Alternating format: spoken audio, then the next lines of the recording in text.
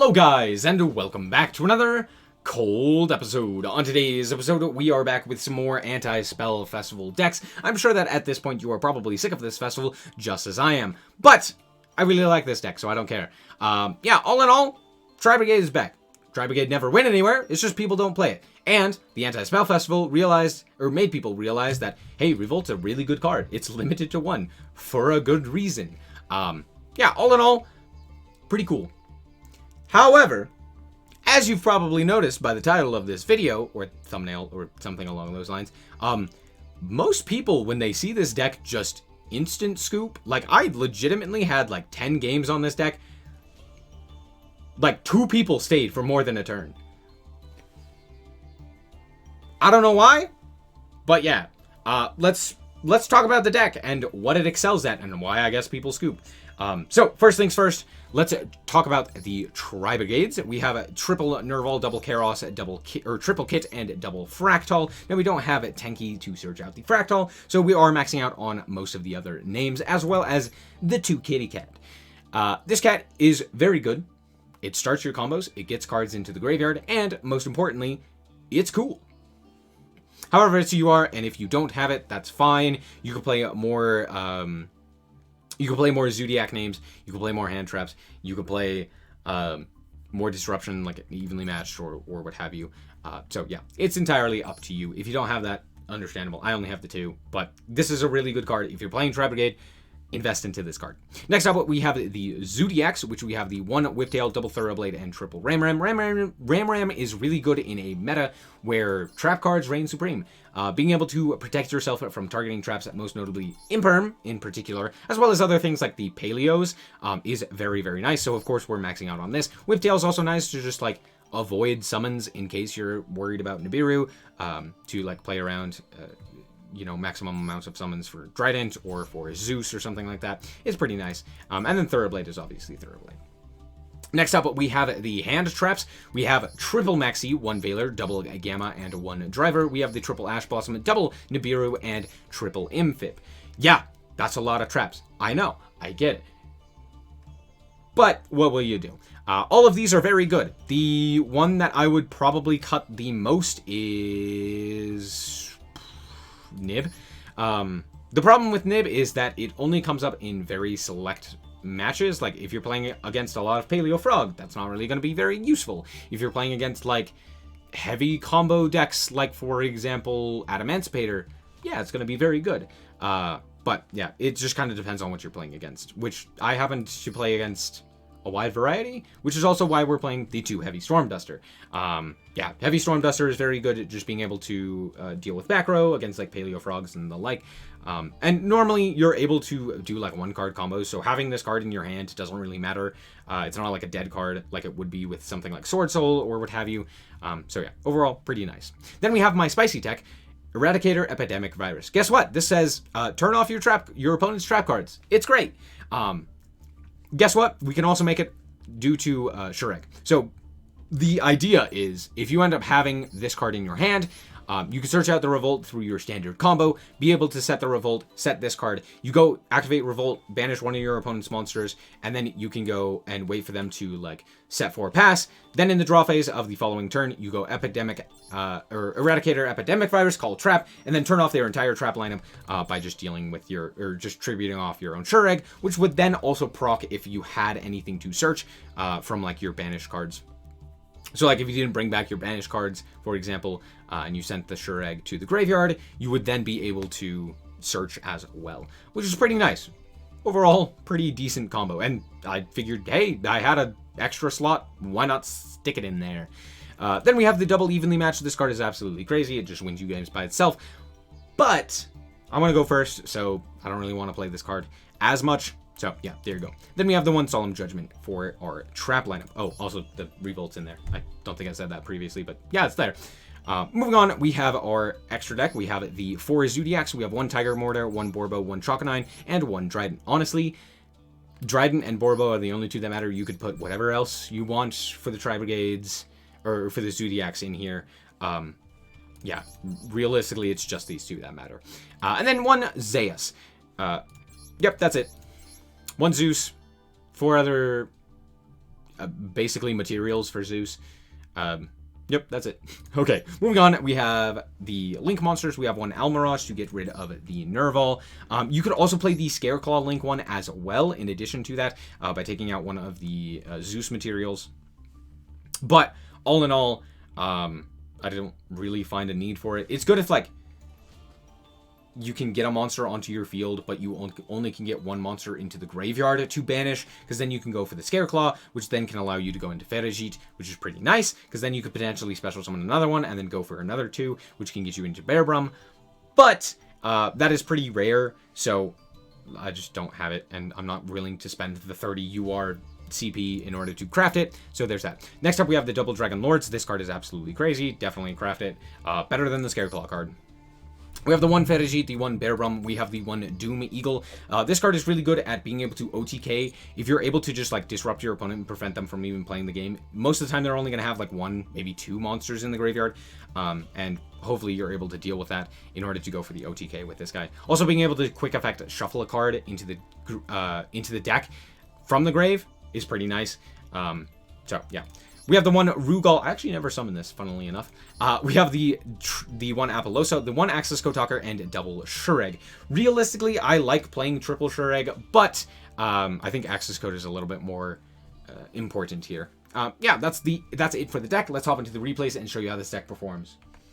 Alright, so here we are going first, and we drew evenly matched. Great, fantastic. We're going to get rid of that. Anyway, let's start off with Kairos, because we got Kairos and Kit, which is a fantastic combo starter. So we're going to go Kairos into Kit into Nerval. We're going to go Nerval, search out the Fractal, since that's the one name that we don't have. We're going to go Kairos here in order to banish 2 to go for that Ferrigit. We're going to activate Ferrigit in order to special summon out the Nerval. Then we're going to link all of those away into a Apollosa. Now we haven't normal summoned, so that's why I go for the Apollosa here. And then we are going to activate the Ferrigit in order to draw an Ash Blossom. Fantastic. You love to see it. And shuffle away that evenly matched. Since we already have the Revolt, I'm actually going to go for the Double Dragon Lords instead of the Bearbrum here. That will then allow me to just get this Fractal off of the field. We're going to send the Kit as well, and then now we have the 4 zones necessary for our Revolt. So, yeah, pretty nice overall. My opponent is then going to immediately give me a Lava Golem. Fantastic. Love to see it. They're going to go for the Ecclesia here, and I am going to promptly Ash Blossom that. Okay, cool, great, fantastic. Love to see it. My opponent basically can't do anything since they no longer have a normal summon. Did you know that Lava Golem takes away your normal summon? I bet you did. Because you're a smart cookie, I don't know.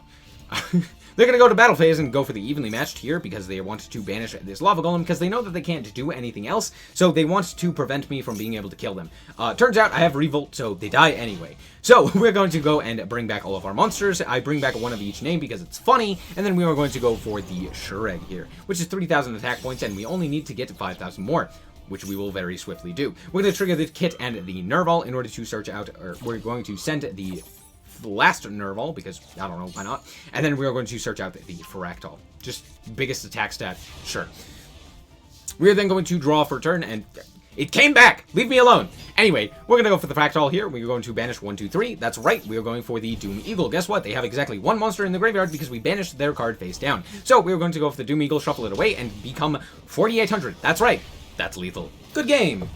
Alright, and this showcases the power of this deck, being able to go second because you are able to play hand traps as well as a really good going second strategy in Zeus Turbo. The Zoodiac cards really help facilitate this Zeus Turbo plan, being able to just, you know, normal summon, attack, Zeus, wipe the field. Very good. Also, being able to play multiple hand traps, as we have here, is very nice. So overall, this is a very good going second hand. I mean, 2 hand traps and 3 normal summons isn't normally great, but the fact that it's a Zoodiac means that it's great. So, let's continue. My opponent is going to go for Dotscaper, which is probably the best card in their entire deck, because it facilitates a 1-card combo into the Link Devotee or Link Disciple into the Link Devotee. They're going to activate the Devotee. I'm actually going to negate their effect here, and the reason that I do this, while it does lock them out of the this one, it locks them into Link 3 or lower monsters, or sorry, Link 2 or lower monsters. What it doesn't do is keep itself on field if it gets gammed. So we're going to gamma this. They're going to maxi. Okay, not really anything I can do about that.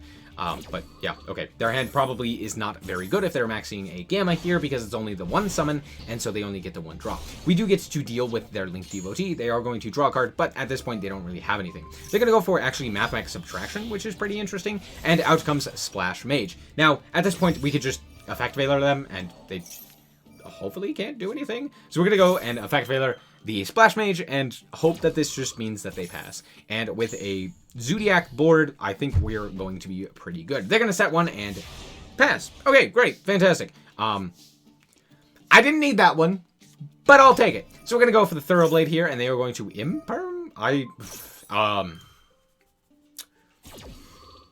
guess?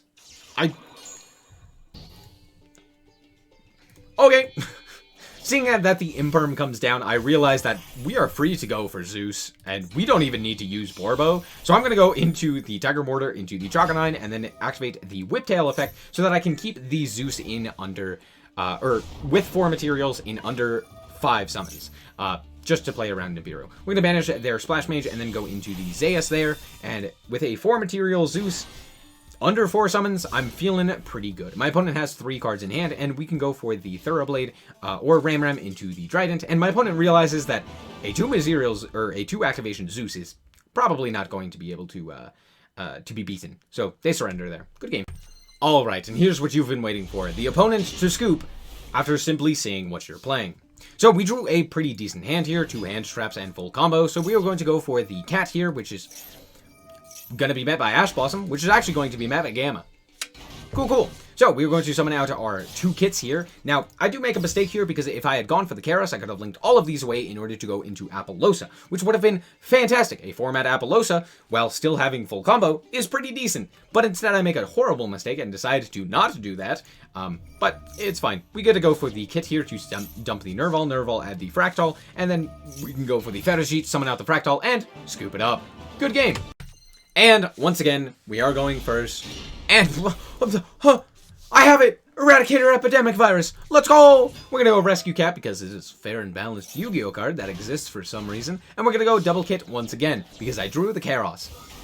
I don't know how I do it, but I do it. Anyway, out comes the Fetish. You love to see it. And we are going to activate our kit in order to dump Nerval, activate its effect in order to grab a Fractal. Why am I grabbing Fractal? I don't know, because I can. Anyway, they're going to infip our Fetish, but since I didn't grab Karos, they probably knew that we had Karos. So instead of being able to go into the Zoodiac plays, I'm just going to dump the Thoroughblade because I don't need it. Anyway, we're going to go for the Bear Brum here, and then we're going to link those off into a 2-mat Appaloosa. Not the greatest, but it's okay, because now we get to search as well as shuffle a card, and there's the scoop. You love to see it.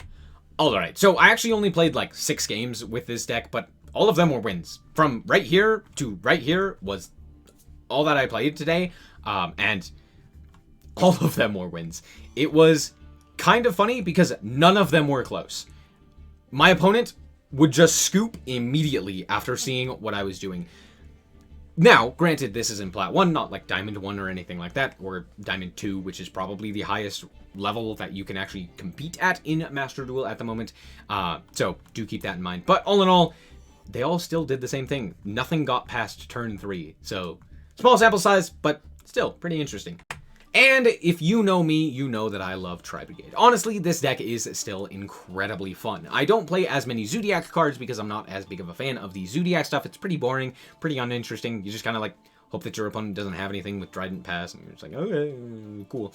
But all in all, the Tri-Brigade stuff is very fun. Being able to end on something like an Appaloosa and a set Revolt is really cool. Adding in something like double Dragon Lords or the Doom Eagle or stuff like that is just super cool. I really like this deck, and it somehow keeps trucking along.